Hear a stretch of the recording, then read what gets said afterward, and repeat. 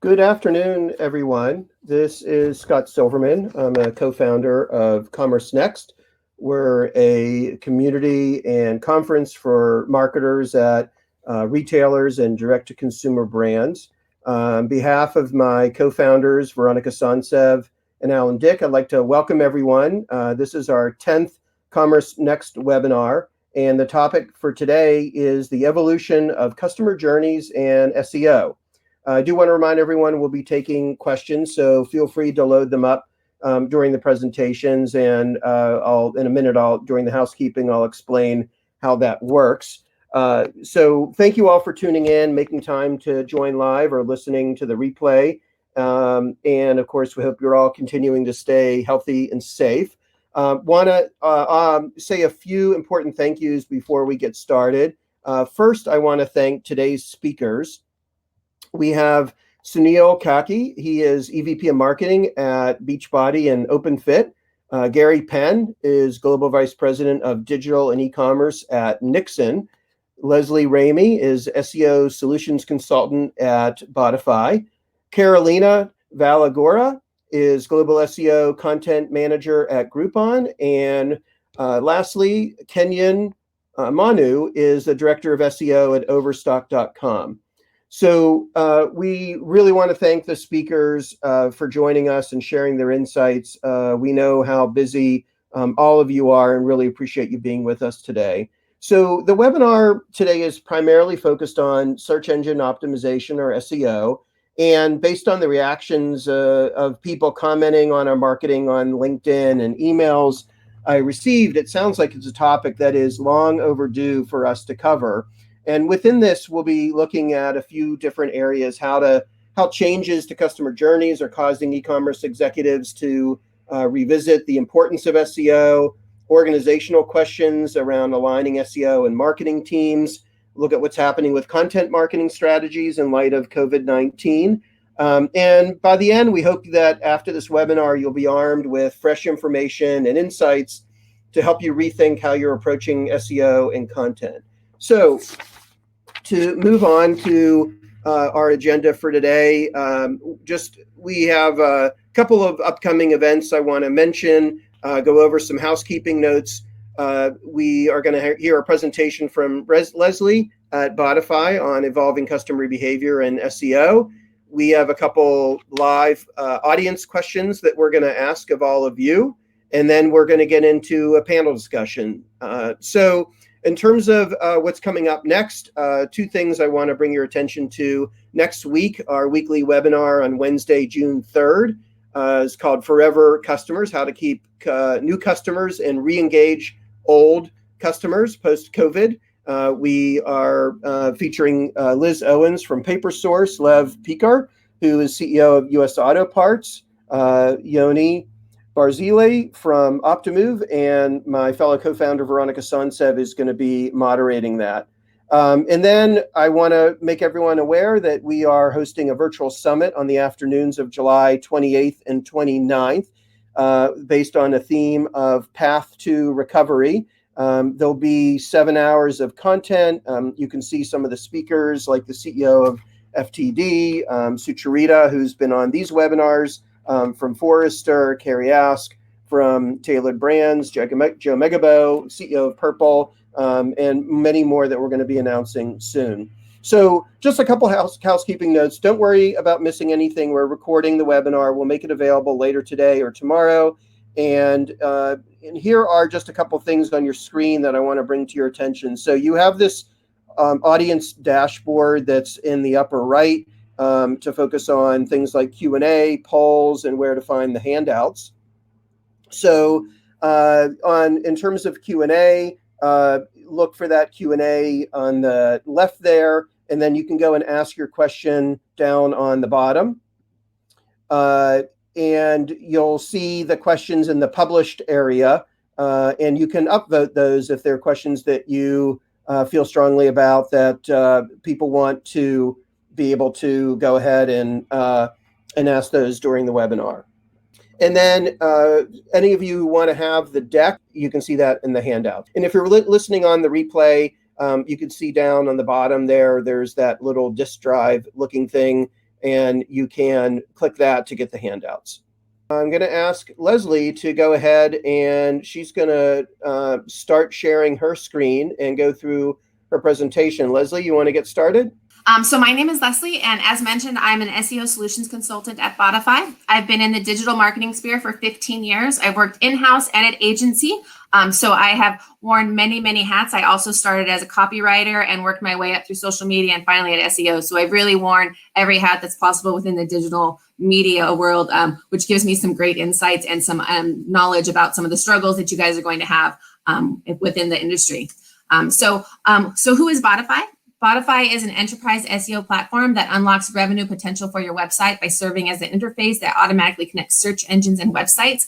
Basically, we help you unlock your hidden potential of your website and find opportunities within your site that need to be found by search engines and by users. And in that time, we have 180 people within our staff working in 4 locations, over 500 customers in 30 countries, and over 27 million venture-backed funding.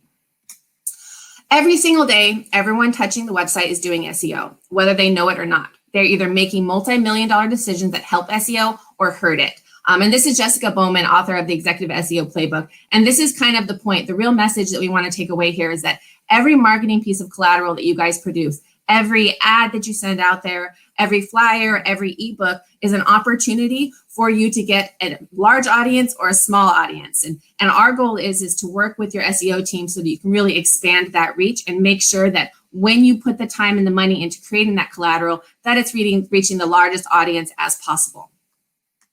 So the topics today we're going to cover is we're going to look at the customer journey, kind of the old versus the new and how those kinds of changed. Then we're going to dive into ways that SEO can actually amplify your marketing efforts and create synergy between everything that you create. And finally, I'm going to give you some tips and hints on how you can actually start engaging with those SEO teams so that every time that you do create content, you are reaching the larger audience and that you're reporting on that, and then you're taking those learnings and really amplifying that for the next campaign that you launch, and really learning from those opportunities. So let's first dive into the customer journey, old versus new. This is probably pretty familiar example of what we kind of think as the customer journey. And this is really what we've believed in for a really long time. If you think about this, this is really the old school door-to-door salesman. He knocks on your door and he's alerting you to the fact that your vacuum cleaner is not nearly as efficient as it should be. He's then going to educate you on why his vacuum cleaners are the best vacuum cleaners and that you need to purchase that. In that time, it was nearly impossible for us to get other information. We only could believe what the salesman was at our door. Potentially our neighbor we may have had a conversation with, had a cup of tea on the porch, and they maybe told us about the product that they were using. We might have that information, but really, it didn't happen back then. There just wasn't the communication level that we have today with the technology. So really, this was kind of the old path of how people would kind of travel down that customer journey, traveling one step at a time. Things have changed dramatically. Enter the access to digital media, cell phones in everyone's pockets. We are connected in ways that we've never been connected before. And as such, we're able to access information at breakneck speeds. And this really has also created some problems. There's now too many choices. When you do a search for a query in Google, for example, you're going to come back with potentially 1 million results for whatever query you're looking at. And 1 million is an impossible number. Even sometimes looking at 10 options on a page with almost everything looking exactly the same, we're like, where do we start from here? This is creating decision paralysis. Users, customers, and consumers are having a hard time deciding what choice should be the best for them. Enter what we now have is creating skepticism, which results in the agnostic shopper. And this is a new type of shopper who is no longer being driven by brands, but they're being driven by their own needs. What they're looking for is information that's going to fit what they believe they need in a product. So they're really looking at features. They want to know all the information they have about all the features that are important for them. So if they're going to buy a camera, they want to know how well the lens is going to work, how good the pixels are going to look. All that information is crucial for them. Less crucial for them is what the brand is. That brand isn't as important to them anymore. This creates lots of opportunities for us because now we can kind of go expand outside of a brand-centric marketing and really start opening up the path that people can find information about our products. And that's really where we're going. So no longer do we have this kind of linear path to purchase, what we have is a complete tornado. And really, the consumers are the sharks here, and they are consuming as much content as we can create at breakneck speeds in the way that's most helpful and useful to them. And this is only increased and amplified when we run into problems with outside influences. For example, the current pandemic, what we're seeing is the way that consumers are shopping and what they're searching for is volatile on an insane record. Every week we're reading new data and new reports about how something is changing within the way consumers are interacting with websites, with the way that they're doing their search.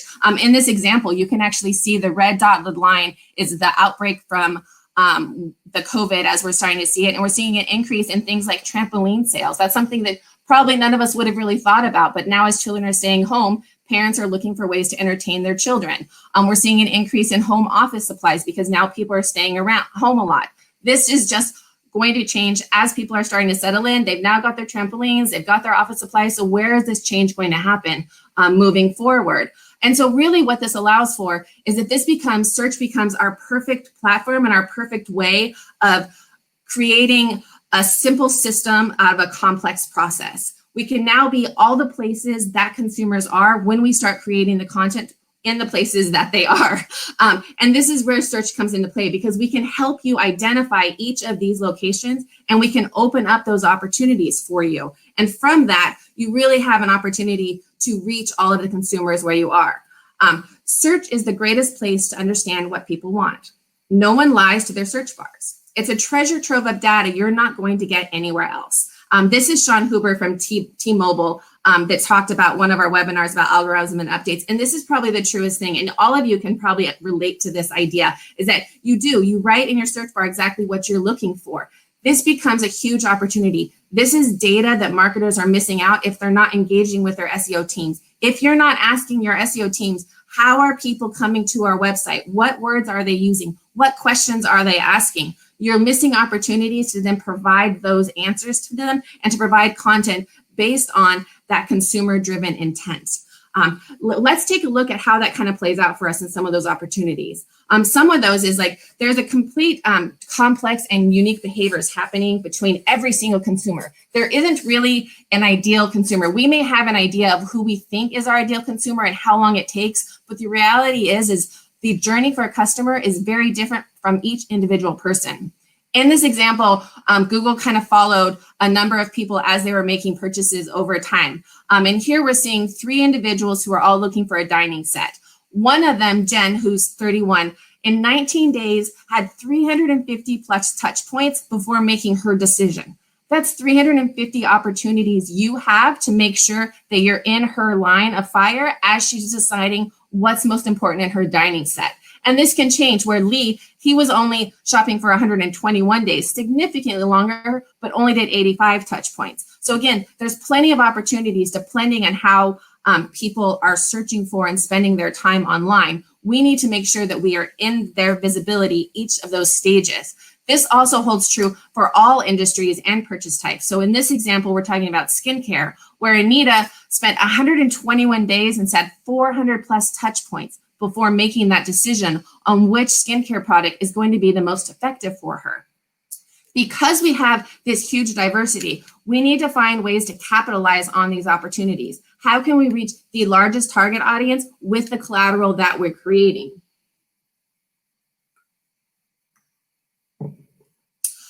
"87% of product searches begin online." This is a huge important thing to remember. A lot of us are really in love, and we've worked really hard to create these brands that we're really proud of, and that we want people to see how powerful and strong and helpful they are for them. In the end of the day, people are going to go to the internet to decide where they're going to search and how they're going to purchase. In addition to that, 71% use their mobile phones while in the store. Can you imagine what this would look like if you had the door-to-door salesman, the vacuum guy showing up at your door? He starts talking to you and you walk into another room and start talking to his competitor. That's unheard of. That's just something that didn't exist. But now that can happen. You could be losing business in your stores if you aren't providing the information that the users are looking for when they're looking for it. This becomes critical to be able to make sure that you're in that digital sphere and that people are showing up, and SEO is the way that you can make that happen. Right now, it looks at this point in 2023, we're expecting that 58% of offline sales are expected to be influenced by digital. So these are things like appliances and cars, things where people spend a lot of time and energy making sure that they're getting all of the features that they need so that their products are going to last the longest. So this is really important. Again, this is kind of already happening. So making sure that you have all the information available online. You can't test drive a washing machine at Best Buy. So I need to be able to go home and watch a video to find out how loud it is. I need to read up an article to see how much maintenance I'm going to have to put into this new car to make sure it's going to last the 200,000 miles I need it to do. This is normal, and so we need to capitalize on this opportunity. In addition to that, there's different ways that people are exposing when they're being exposed to content. So when you put the ads on TV, when you're running ads in newspapers and on books and magazines, when you're doing outdoor campaigns, within 2 weeks, you're looking at about 60% of users are then going online to find you again. So making sure that the collateral that you're creating is not only capturing their attention while they're in that space, but they're also remembering key components of that, whether it be a feature or a product type, so that when they go back in 2 weeks, they can actually find you online. This becomes really important because now we've just amplified that campaign that you've created. We've just opened up that visibility when you've worked with your SEO team to make sure that those TV ads are also featuring an element that we can then make sure shows up when they go online to start searching for that. In addition to that, we can actually look at consumer intent based on the way that they are interacting. This example is a study that Google did on how appliances are purchased. And they found that when 80% of people start their search and their research at the category phase, so they're looking at a French door refrigerator, 94% of them are ending the sale at the same spot. What this means for you is that when your SEO team comes to you and says, I need category content, and you say, nobody reads that, this is proof they do read it. This is really important. This is why we have to be able to be in the space that the consumers are. And unfortunately, we may not know where that is. And that is really where your SEO team is going to be able to help you. They're going to be able to identify already how people are finding your site and what terms that are important to them. And then you can start creating content and collateral that's going to better be suited for your consumers, which results in higher conversion rates and more money and sales for you at the end of the day. Currently, only 80% of companies don't integrate SEO at company-wide level. SEO has been around for more than 20 years, and this is very much a true thing. So mature audiences, mature companies definitely have a better rate than this, but this tends to be what we've seen through some sentiment studies that we found is that SEO isn't being integrated. We're kind of being put in a back closet somewhere, and someone comes to us and say, hey, why didn't I show up on page 1 for this term? That's great, but there's so many more ways that we can help you and make sure that that visibility and all that time and all that energy and all the money you're putting into creating these amazing pieces of content is actually going to be helpful for your team in the long run. So the question is how can search data help you? So I've kind of identified where consumers are really being driven by their own personal needs and that agnostic shopper being much more skeptical. So what can we do about this? Let's look at the difference, some opportunities with pre-purchase and post-purchase.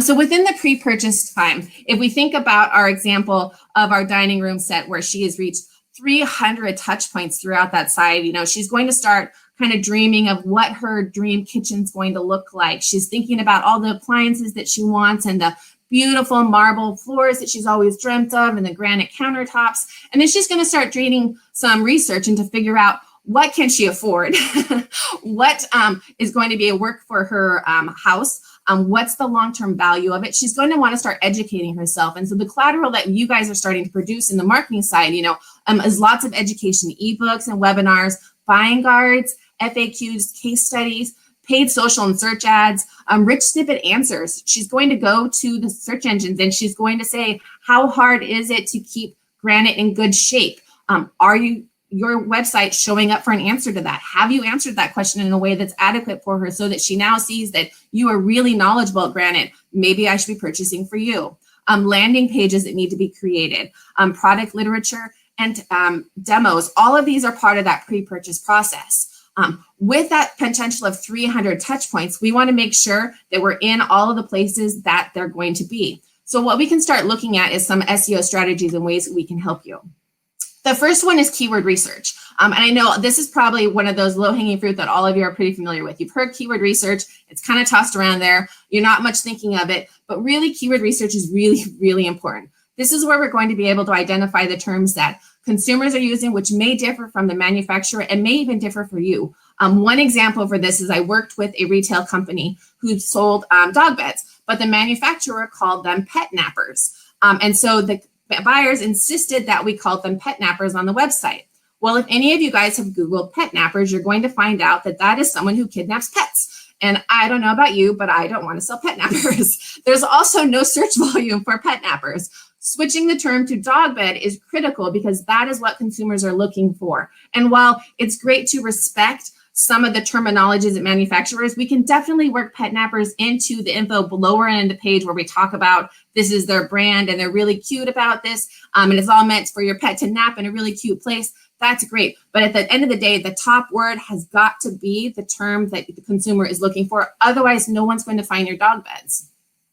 In addition to that, we can help with your PDF optimization. You're creating these amazing documents that are going to help people figure out how to put together the devices, how to maintain the equipment that they're purchasing for you, how to care for it. When we optimize your PDFs, they can come back and find that information before they make that purchase. Now you've not only spent the time and the energy to create this collateral, but now can reach a larger target audience.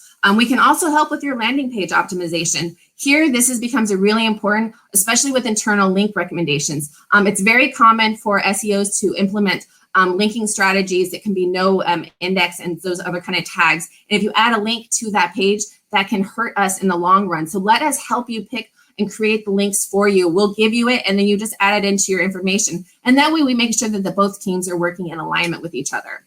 Also, meta-description assistance. We can help with your title tags and your description tags. This is where great marketing, colorful words come together with a little bit of SEO savvy. Like, how can we line it up that we allow for a unique selling proposition at the same time using the terms that we need? So now we're like dog beds that allow your pet to nap in the best place ever. Now we've created a title tag that fits both the manufacturer's needs and our consumers' needs. Campaign monitoring. Before you launch your campaign, connect with your SEO team so that we can start identifying where your traffics are coming in for that and let you know about ranking and click-through data that will be helpful as well. So how is this all going to benefit, right? If you're going to take the time to do this, what's going to be your bottom line? The first thing to pay attention is you're going to have a visibility to your larger target audience. Pet napper, dog bed, huge difference between search volume. One's in the hundreds of thousands, one's less than 10. And anyone who's looking for pet nappers, we should be worried for them. In addition, we're going to look at an increase in click-through rates. We're crafting information on the search result page so that users are like, yes, you have the information I need to make my decision. I'm coming for you. I'm now clicking through for that. We can also improve your conversion rates because now we can start targeting the people that are actually ready to click the buy button when we start implementing these SEO strategies early on into that process. From a post-purchase stand, they've now purchased the item. We want to make sure that we keep them on the line and we bring them back. We want to make sure they're happy with their purchase, that they become brand advocates, and that they come back to repurchase. In that example, we want to pay attention that we're answering those questions for customer support. You guys are creating social media content around it. So they've bought your amazing dining room set, they've put it together, and now they're having a dinner party. You want them to post those dinner party pictures so you can start talking about it. Post-purchase process of how things went. Tell us how we did campaigns, including engagement with comments and stuff. Stay connected newsletters. How do we get our consumers who've already made a purchase so they come back and they stay within us and then start advocating us further down? And there's plenty of opportunities within the SEO strategies for us to help you with that process as well. Because ultimately the goal is, how do we stay top of mind? How do we keep in that spot? FAQ research. This again comes down to marketing teams tend to have a very intimate relationship with the product they're selling. You know a lot of information about it. Potentially you think that megahertz on your appliance is really important, but a normal consumer may not know what a megahertz is, and it may not be an important question. we need to make sure that we do some research and we help identify what questions people are currently asking. And we have access to that data within Search Console. So we can tell you what questions are being asked so that we can make sure that we are answering them in the place that the consumers are. We can also identify the next phase of customer engagement to plan content creation. What content should you be creating based on this information? Is everyone having one problem, the same problem, but that's because they didn't understand that they needed to do something in order to alleviate that? Then you can create content around that. Monitor key phrases to under customer reactions. Again, as we're paying attention to how people are interacting with the website, are they saying things and searching for things within the website that leads us to believe that they are happy or they're unhappy with some sort of product? We can also optimize and monitor brand product queries. So now are we seeing an increase in a product type that we're selling that's included with our brand? Because now we know that they're already exposed to our brand, so they've moved past just that consumer need, that they've now kind of fallen in love with our brand. That's where we want them. So we can monitor that and pay attention to that, and really lets us see the saturation that we're creating within our market sphere. And then we can create guidelines for user-generated content. And this is something that can be really powerful. We can help identify how many reviews need to be on a product in order for that product to be ranked better than our other products. If we find out that a product has 5 reviews, it ranks better than a product that has 3 reviews. It's easy for us then to go to all the pages that have less than 5 and start working with our social media team to kind of encourage reviews on those pages. Once we get the 5, we move to the next product. This allows us to reach more products, get more user-generated content, and increase our visibility with very little work. This is just a matter of getting somebody else to do the work for us. We just got to get them and set that fire and get them excited about it. And the way that this really helps us and kind of benefits us in the long term is that we can improve future campaign performance. If we know how well we've performed at this campaign, the next one will only be better because we'll be able to learn from those insights. We can increase that brand visibility. So again, we're doing that outreach with that user-generated content kind of increases that opportunity. Making sure that we're supplying the details and the information so that customers are satisfied with their purchases can increase that brand visibility. And then we can continue to develop targeted marketing initiatives. Again, the goal is how can we take what you've already done and make it more powerful? How can we reach a larger target audience? And you can do that with SEO because now we really understand what the consumers need and how they want it based on their terms, which can be very different from what we believe that to be. So now we've kind of talked about all these opportunities and ways, but how can you really create your teams? When you think about it, I'm sure some of you have actually had some interactions with your SEO teams, and some of them have probably been really great, and some of them may have been a little bit of a struggle, maybe left a bad taste in your mouth. So let me talk about a couple of ways that you can really enhance that relationship. The first one is to engage early and engage often.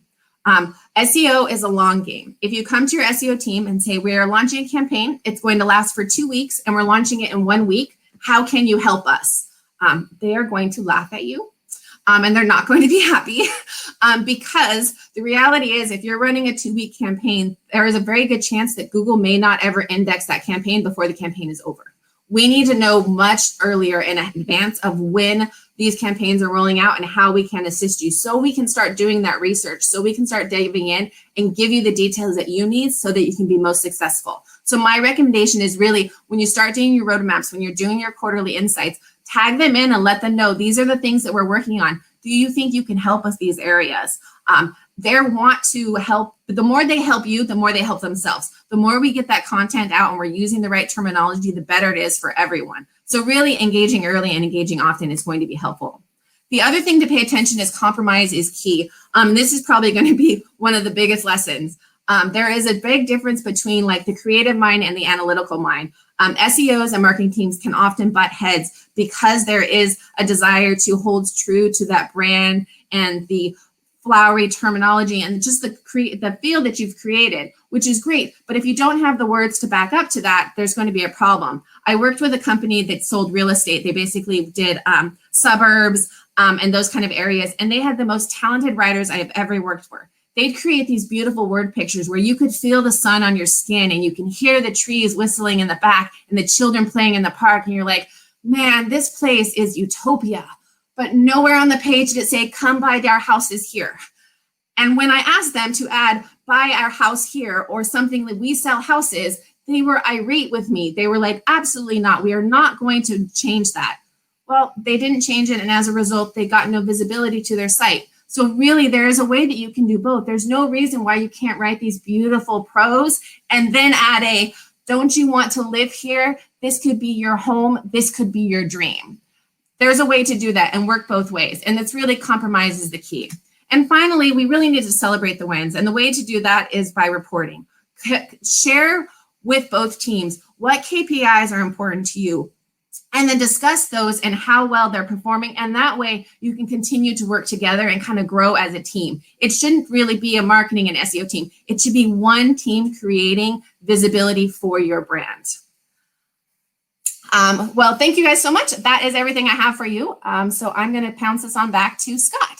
Yeah, thank you, Leslie. I think it's always interesting, in e-commerce and business overall, you can have all the technology and all the amazing, creative talent and so on. And so much of it comes to teamwork and collaboration. And I think you explained that really well. So I wanted to do a little bit, kind of take the pulse of everyone who's been listening in. We have these live polls. You'll see something come up on your screen, and then I'll let you know when the poll results are available. And if you see in your audience dashboard there, the closed area, you'll see what that is. So I'm going to go to the first question. And this is asking just how satisfied you are with the level of coordination between SEO and marketing teams when it comes to fully leveraging organic search for your customer acquisition efforts. So let's see what everyone is thinking right now. So this is, again, kind of the, how satisfied are you, from very satisfied to very dissatisfied with the level of coordination between SEO and marketing teams. So it looks like neutral is winning the day. I'm going to go ahead and we have like one or two more coming in. All right, I'm going to close the poll so you can go into that area, into the closed area, and see that. I'm going to ask one more question, and this is going to be related to the panel discussion that we're going to have, and that's around your content.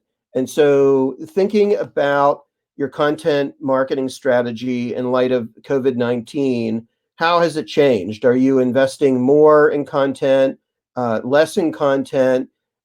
You haven't changed the content strategy or the investment, or you're investing the same, but the strategy is very different and has changed. Interesting that investment in content seems to be the most popular answer here. I'm going to close the poll so you can see these as well. Oops. So yeah, we're seeing that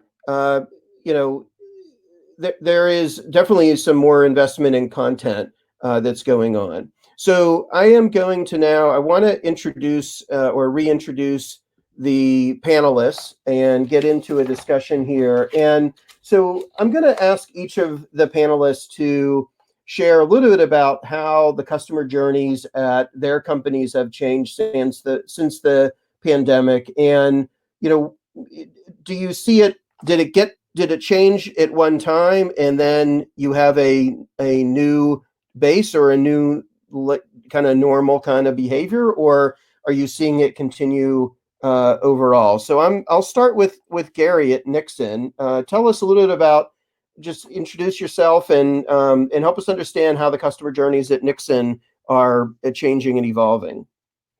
Yeah, thanks, Scott. Just to introduce myself, I'm Gary Penn. I'm the Global Vice President of e-commerce at Nixon, and we're a premium lifestyle accessories brand for men and women.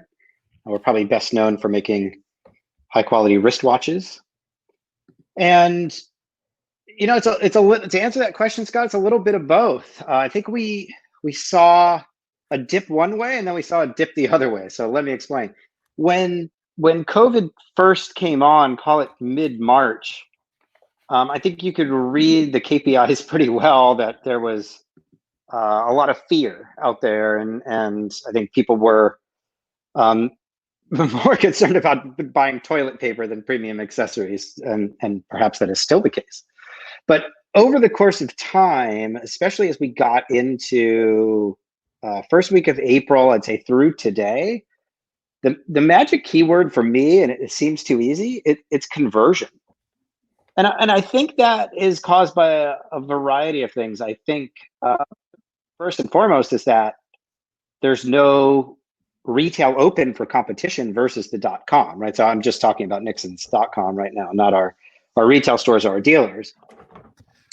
And that's made it's made a huge difference. The difference in conversion is enormous. And I don't use that word lightly. So that it's a really big difference. And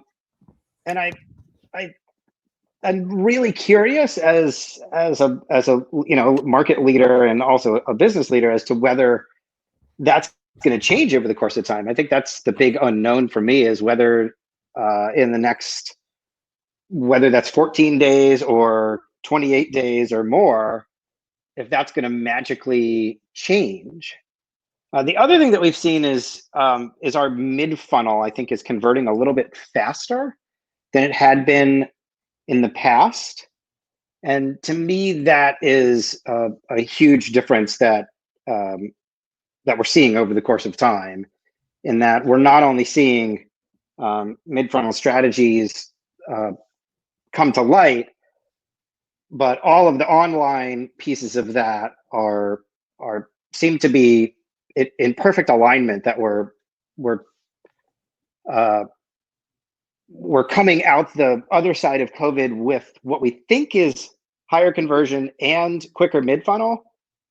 If those two things continue to align, then we're going to be in a pretty good spot for a really long time.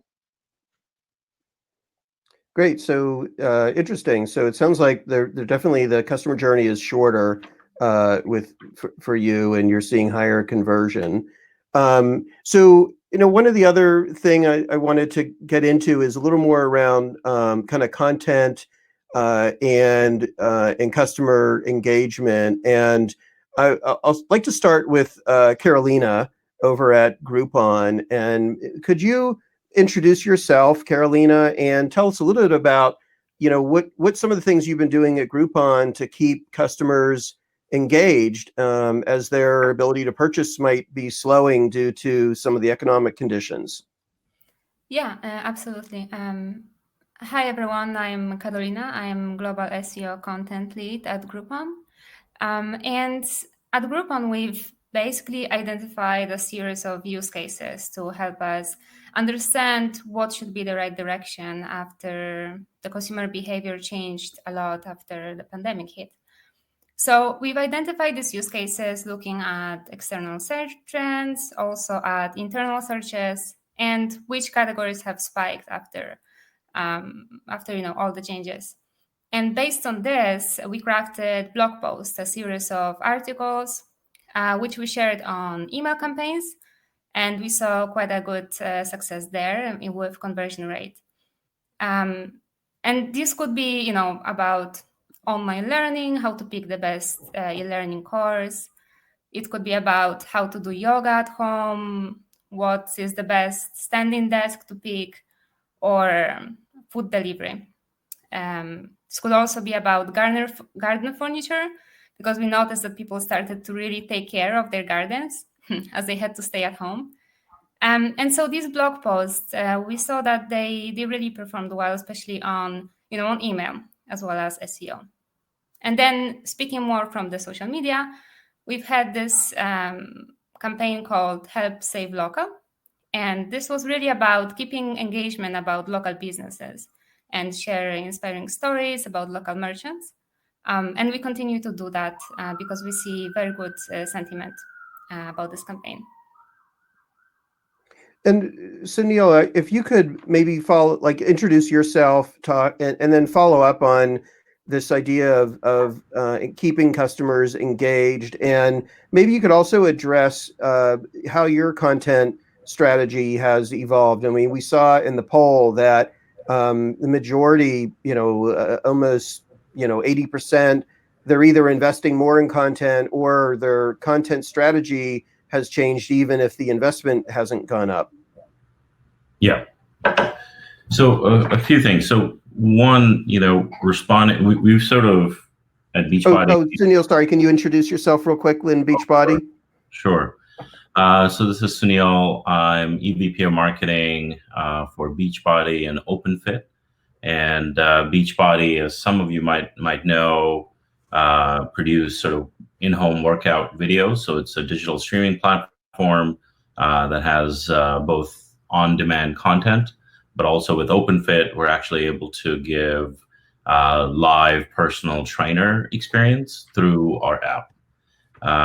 As you guys can imagine, we've sort of been on the fortunate side of COVID in terms of just impact of the business, where our business essentially 10x'd overnight in mid-March. And, we've sort of seen sort of two phases of the impact of COVID. One is sort of this initial panic of just gyms are closed and we need to find alternative. And so we saw a big wave and then a little bit of slowdown in sort of late April. And then now again, we're seeing sort of a second wave when a lot of us and a lot of our companies are sort of coming out with a statement saying that they're going to be closed till the end of the year or have work from home sort of be optional, or schools are being closed for a prolonged period of time. And so now people are planning for the long haul. So we're seeing sort of that wave come in now. And to Gary's point, it's a lot around conversion rate, but really our products became relevant overnight to everyone that's stuck at home. And as a result, it goes to sort of what we've been doing. One of the things that I instilled in my team is now a weekly sync with our SEO folks, our community folks, our organic social folks, and leadership, to then just basically it's listening to our customer and really then responding to what our customers are asking for or resonating with across all of these sort of customer touch points. So customer service is another one. So that's become a staple every week in our sort of org. And that's been really powerful because it sort of feeds what sort of content we should be producing and where we should be publishing that content. So we're really not only just sort of looking at it as casting a wider net to get to as many customers or potential customers as possible, but just serving our own customers in a broader way. So rather than just talking about the next fitness program or content or workout video, we're actually going much broader to just help our customers live healthier. So one of the things that we posted just recently was, with a shortage of dumbbells and bands and things on Amazon, what are things around your home that you could use to replace some of the traditional kind of workout equipment? And that sort of blew up. And now we saw that as a signal. And now we're going to be actually creating ads around it. We're going to be creating social posts around it. We're going to create a contest in our community to ask for people what they're using. So we're trying to sort of create a whole campaign around that. But that came from a customer sort of posting a video about how they were using paper plates rather than these sort of sliding discs that users use for some of the workout videos. So it's sort of all connected and related, but really having that sort of central weekly touch point has been really key to make sure everyone is really tuned in for these sort of volatile times. Great. I mean, that's a great lead into the next question. And I want to bring Kenyon from Overstock into this. So Kenyon, I mean, we just heard Sunil talk about how they started doing these weekly syncs that included SEO and organic and marketing and leadership, and to see some great outcomes from that. And I wanted to introduce you, or have you introduce yourself and talk a little bit about, within Overstock, just even putting the pandemic aside, although if your processes change due to the pandemic, that would be interesting to hear. But just talk about the collaboration between marketing and SEO in your organization and how that works. Yeah, happy to jump in. My name's Kenyon Manu. I'm the SEO director at Overstock. And we actually moved our SEO team pre-COVID to reporting under marketing, where previously they were reporting underneath the tech org. Years back, before that, we had also reported under marketing. So it was more of like a move back to where we had been before. And this was again before COVID. But there's numerous benefits to having us, working much closer than we were before. But some of those have really stood out during COVID times. One example, and we also have weekly meetings. We have like a marketing all hands that the SEO team also attends. And so in one of those meetings, it was brought to like our attention, as well as the rest of the marketing group, that the team had kind of been brainstorming, the marketing group as a whole, like all of us individually as well as collectively, about ways that we could really help out customers during COVID. What are our strengths that we can lean into more as a marketing org, as well as a company as whole, at the whole, to really deliver value in the time of needs for customers. And what we found was, looking at, there was just a huge mix shift, very similar to Gary and Sunil at Nixon and Beachbody. We just saw this, this transformation of how people were behaving overnight and how they were shopping. We saw this giant mix shift from people were still buying furniture and patio furniture, but we saw people obviously coming to the site in droves for paper towels, for exercise equipment, for toilet paper, for home office, home gym stuff, all of the things that you would see an increased spike in. And so we decided, and some of these were really small orders, like you might see people that are working at home buying just a single pack of pens, or something that was, or a few rolls of toilet paper, something that's very small. And so what we did was we extended, and this was, this comes from working really closely with marketing. The entire marketing group said, we're going to propose a change to the site that's free shipping on every item, where, before you had to spend a certain amount of $49 to get free shipping. We said, we think this will really help out customers in time of need, where, they're probably having to buy things from a bunch of sites just to get what they need for their basic, day-to-day stuff. And so let's waive free shipping costs for everybody. And how we worked with marketing was we worked on messaging. Everyone worked on it together. Let's have a unified message and make sure that it's super clear and concise, that this is free shipping all the time, everything. And so we did that. We actually ended up updating our metadata, our title tags, messaging on some of our visible body text to match messaging that we had known worked really well for previous free shipping campaigns. That the paid search team had used. So we kind of combined with them and figured out really good messaging to use. And then we were able to update all of our page titles and metadata the same day, and it really matched what was being said and communicated outwards from email to paid search, from PLA, as well as SEO. And so having that kind of joint, having that kind of that close working relationship, I think has really paid dividends during COVID, because we've been able to, and this is just one of many examples, really present a united front on how we're going to message our unique competencies in the time of COVID, because everyone wants to really be sympathetic and really message to customers that says, we're thinking about you and how we can really help, and not just say pretty words or do other things, but we're really putting consideration into how we can reach our customers. And it's been super helpful for us to do that as a united front from within the marketing org.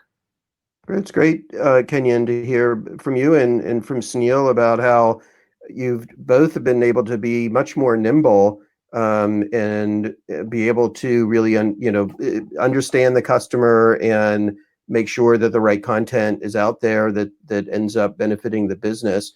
I have some more questions I want to get to, but I also want to remind everyone who's listening, there's so much going on among this panel, what they're doing with content and managing SEO. Please feel free to ask some questions.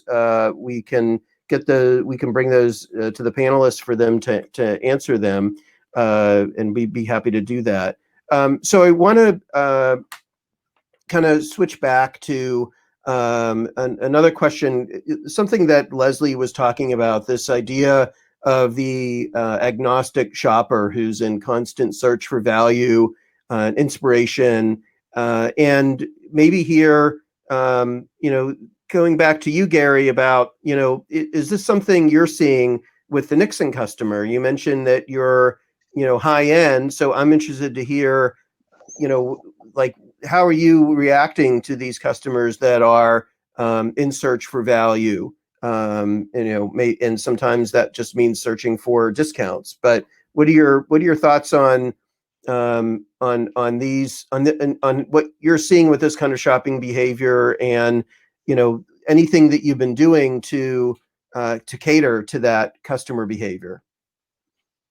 Yeah, I think we definitely are a full price brand, and I've been in the industry long enough to work at places where we discount something different every week, and places where we discount once a year. And Nixon has traditionally fallen more into the latter. I think over the course of this, we've changed tack a little bit because it's a high margin business, obviously, to be in direct to consumer versus our wholesale business, and so we have a little bit of room to play and understand in a very unique time. And so we've tried promotions to close the gap a little bit between having closed wholesale, and that stuff's been really successful. One of the things that I've found is the business was growing before COVID hit. So, figuring out where to balance or how much credit to give to the promotion during COVID is tough, because, well, what is organic growth and what does that look like? We've had a total reset. So compared to March, yeah, it's on fire. Compared to mid-April, all right, it's about the same. But what about compared to February or January, when we were also growing at a pretty decent clip? So we continue to run promotions, but I think we're trying to be targeted in those promotions. We're not going, oh my God, 30% off the site for the next week. It's more targeted. So we recently ran a sale on all our bags last weekend, and that was pretty successful, and we saw a lift in the category, but it was targeted in terms of who we were sending it out to, and we were looking at specifically best buyers and using some of our data around recency frequency to try to target those people more specifically. But I also think it's interesting to talk about things that don't work, Scott. So we had a gift with purchase that we ran for 2 days and then pulled off the site. So I think it's as important for folks to talk about their failures as it is their successes. And I think the key there for us was, all right, it wasn't super well received. The price point probably wasn't the right level. I actually think the threshold was too low, but so was the value or the perceived value of the GWP. But one thing that we learned was that during COVID, we've learned to be really nimble with these type of things. So for an org that doesn't regularly discount, we were able to kind of pull that off and swap it out with something else, get an email blasted out for an alternative promotion. It was very successful. So, you win some, you lose some. And Karolina and Sunil, I mean, what are you seeing in terms of this customer behavior that's, focused on value? Maybe Karolina, do you want to share a little bit? Yeah, sure. So when it comes to value, well, at Groupon, we actually, first of all, we look at the spiking categories. So how did that change? And it's interesting how it can be a little bit different depending on the country. So in the UK, we saw a spike in toilet paper. Then in the US, it's as Mother's Day came along, we had a lot of good deals for flowers delivery, for example. And so we've noticed that when we relaunched a campaign that was active a few years back, Deal of the Day, it was actually one of the biggest successes for this COVID time. So we noticed that really targeting, addressing customers with one single deal that is attractive and has a good discount, has at the same time good quality, it can really resonate because it's very targeted. And so I would say that is the one, and SEO actually helped to lead traffic acquisition for that particular landing page. So I would say, yeah, being very targeted again, as Gary mentioned, but also trying to see how, and yeah, again, being very nimble in understanding day by day what is the sentiment there, and trying to address the customers with the right products. Great, thank you. So we have a question that came in from the audience, and it's a question that's focused on any new challenges to paid search, and obviously this is a webinar on organic and SEO, but maybe it'd be interested to hear the premise of this is that maybe paid search is more challenging because with online being essentially the only game in town, that all of that we're seeing it's more competitive in performance marketing. And so I guess I'm interested to hear from anyone on the panel, is that their experience, that it is more competitive in the performance marketing area, and if so, how does that change your view of SEO? I don't know, Sunil, you're kind of looking across all of marketing, so I'm interested to hear what your thoughts are on how you look at SEO and performance marketing right now. Yeah, no, we're definitely seeing more competition in paid search, and even more like on YouTube search. It's just a lot more competition. It's just we're competing against free content that's out there. All personal trainers or workout, they're sort of posting videos or doing Instagram Live or whatever. Like we're seeing a lot of competition from just free organic content, or even apps that are essentially giving away memberships for free or free trials that are 90 days long or anything.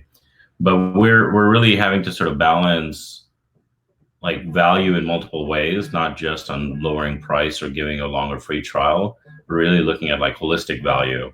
So communicating that through paid search is a little bit trickier. So we're definitely finding it harder on paid search in terms of our volume and scale.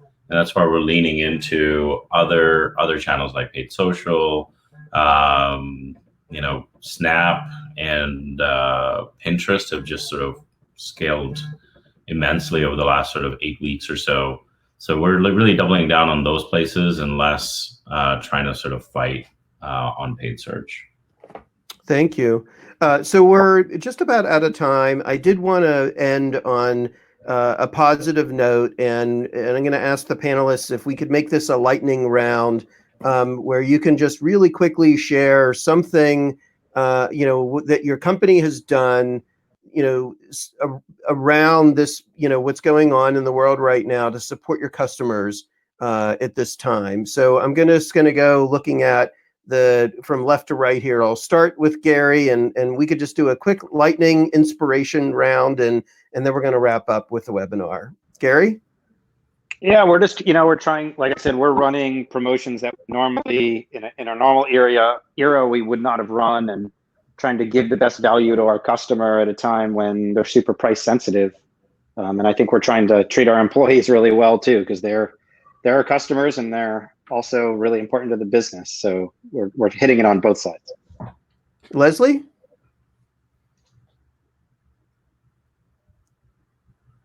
Leslie, you still with us? Yeah, sorry, there's a little bit bumped up with the mute thing there. Yeah, I think that I think people are learning new ways to reach people where they are. Like, we're now discovering that what's important to our consumers is very different than what we thought it was before, and we're getting to a spot where we're really able to engage with them. And I think that that's going to turn out to be really helpful for us in the long run. Great. Sunil? Yeah, I think similar to what I was saying earlier, like we're really thinking sort of value more broadly, not just sort of lowering prices or anything like that, but really like what do our customers really want? And what they want is a sense of community and connection when, a lot of people are feeling isolated.